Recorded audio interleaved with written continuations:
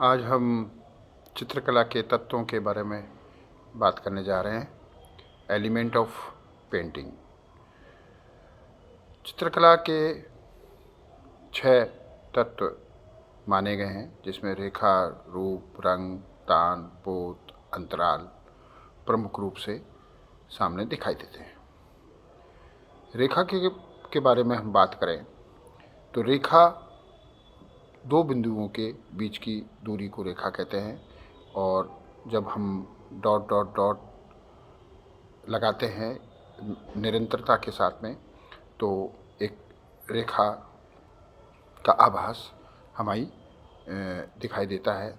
यदि रेखा के आगे तीर का निशान लगा देते हैं तो उसको दृष्टिभ्रम या दिशा निर्देशन का कार्य भी रेखा करती है।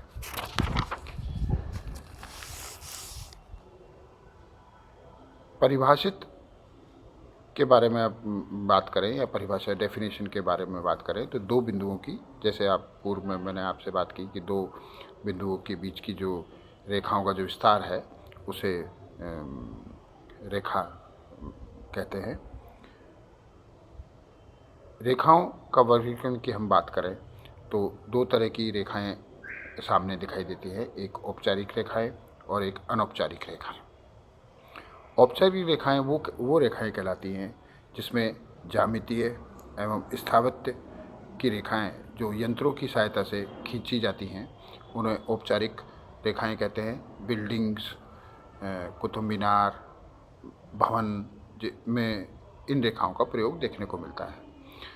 अनौपचारिक रेखाएं वो होती हैं जो सीधे हाथ से बिना किसी यंत्रों की सहायता से, जैसे प्रकार है, स्केल है, कि बिना उसकी सहायता से जब हम खींचते हैं तो अनौपचारिक रेखाएं कहलाते हैं। इसमें मानव आकृतियाँ, डांस फिगर की तरह की आकृतियाँ में अनौपचारिक रेखाएं या फ्री हैंड ड्राइंग जब अपन करते हैं तो उसमें अनौपचारिक रेखाओं का प्रयोग मिलता है। रेखाओं और दिशा, डायरेक्शन का भी एक अटूट संबंध है। किसी भी दिशा में जाती हुई रेखाएं एक दिशा का निर्माण करती हैं, प्रभाव, एक दिशा का प्रभाव दिखाई देती है। सीधी हमारे कला के अंदर कई प्रकार की रेखाएं देखने को मिलती हैं।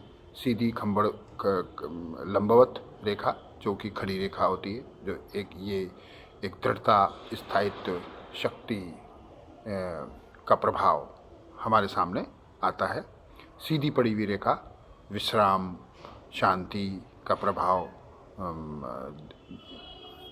रखती है। आड़ी या तिरछी कर्णवर्त रेखा एक दिशा और असुरक्षा का भाव रखती है। कोणीय रेखा दिशा का भाव रखती है, शीघ्रता का भाव रखती है, आघात का भाव रखती है, संघर्ष का भाव रखती है। एक पुंजी रेखा स्वतंत्रता और शोभा का भाव दिखाई देती है। चक्राकार रेखा, प्रवाही रेखाएं, ये दोनों प्रकार की रेखाएं गति, निरंतरता, लय, सौंदर्य का प्रभाव दिखाई देती है। कल हम अब रेखाओं के महत्व और विभिन्न प्रकार के रेखांकनों की चर्चा करेंगे। धन्यवाद।